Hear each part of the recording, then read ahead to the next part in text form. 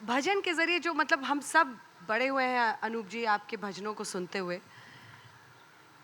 आज जो देख रहे हैं हम, आपको लग रहा है कि आप कह रहे हैं कि इतने सारे चैनल हैं, लेकिन वो रंग जो संगीत का आपने दिया, भजन का दिया, वो स्वरूप नहीं दिखाई देता। तो कुछ आप सुना भी दें और आपको लगता है कि कुछ और कदम उठाने की ज़रूरत है इस वक्त फिल्म इंडस्ट्री में ख़ास तौर पर? देखिए, भजन जो है वो मेरे हिसाब से जैसे स्कूल कॉलेजेस में सब्जेक्ट्स होते थे, तो एक सब्जेक्ट होता था कंपलसरी सब्जेक्ट। तो भजन जो है वो हमारी ज़िंदगी में एक कंपलसरी सेक्शन है, क्योंकि सुबह उठ के हर घर में भजन बजता ही बजता है। सुबह उठ के हर कोई अपनी कार में जा रहा है तो सुबह रेडियो लगाए तो उसमें भजन आ रहा होता है, वो भजन सुनता है। तो जो कंपलसरी म्यूज़िक है हमारी लाइफ में, वो भजन ही है, भक्ति संगीत ही है जो सुबह सुबह सुना जाता है। और उसके बाद फिर लोग दूसरी चीज़ें सुनना शुरू करते हैं और रात तक फिर गज़ल कव्वाली सब शुरू हो जाती है जो हमारे मन को बहुत भाती है। जब दो लोग एक दूसरे से मोहब्बत का इजहार करते हैं तो वो गज़ल में करते हैं, वो इजहार ओम जय जगदीश हरे गा के नहीं करते हैं।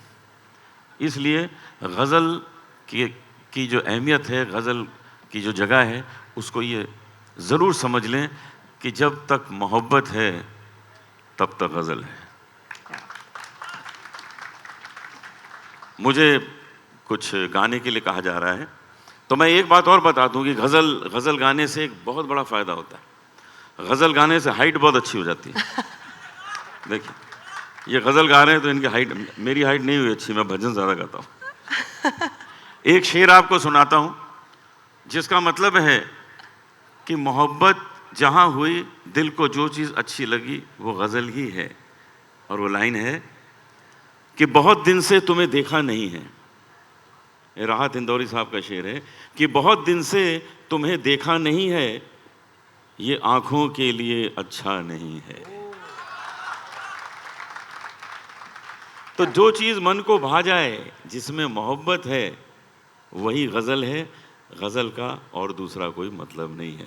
अगर आपको कोई चीज़ अच्छी लग रही है, आप सुन रहे हैं, आपकी आंखों में आंसू आ गए, आप रोमांचित हो गए, बस समझिए कि वो गज़ल ही है, उसको गज़ल का नाम दे दीजिए।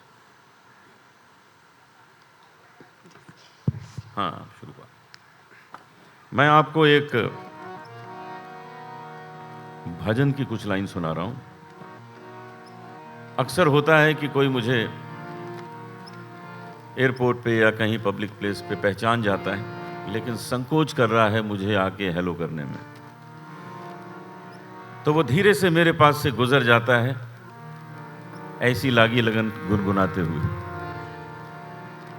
तो उसका मतलब ये है कि मैं आपको पहचान गया हूं, लेकिन मिलने में संकोच कर रहा हूं। ऐसी लागी लगन, ऐसी लागी लगन, ऐसी लागी लगन, ऐसी लागी लगन,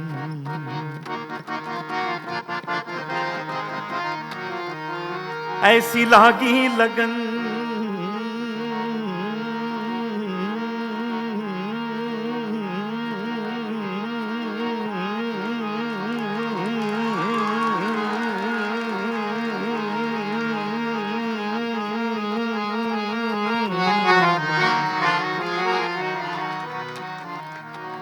ये जो लंबी सांस है, इसका राज मैंने आज तक किसी को नहीं बताया, लेकिन आपको बताना चाहता हूं। ये लंबी सांस का राज है बाबा रामदेव के प्राणायाम।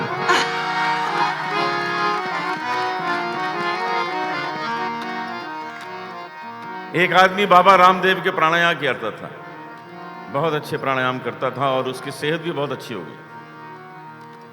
105 साल की एज में उसकी मृत्यु हुई। ऊपर पहुंचा तो स्वर्ग के दरवाजे पर एक बड़ी खूबसूरत अप्सरा ने उसको वेलकम ड्रिंक देके उसका स्वागत किया। वेलकम ड्रिंक के साथ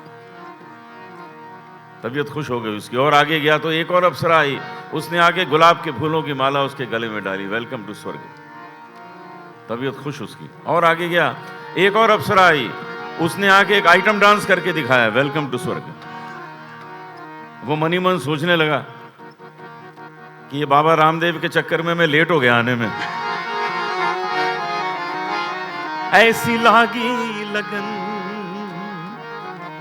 ऐसी लागी लगन, ऐसी लागी लगन, मीरा हो गई मगन। ऐसी लागी लगन, मीरा हो गई मगन। वो तो गली गली गली गली हरि गुण गाने लगी। महलों में पली बन के जोगन चली, मीरा रानी दीवानी कहाने लगी। ऐसी लागी लगन, मीरा हो गई मगन, मीरा हो गई मगन। मुझे लगता है जबरदस्त तालियां पीछे से बजनी चाहिए। शुक्रिया। कब ऐसा मौका आता है जब आप बैठे हो और आपके सामने अनूप जलोटा ऐसे भजन सुनाए जिनको सुनकर आप पले बढ़े हो? जोगन हो गई मीरा, बताइए भजन सुनकर।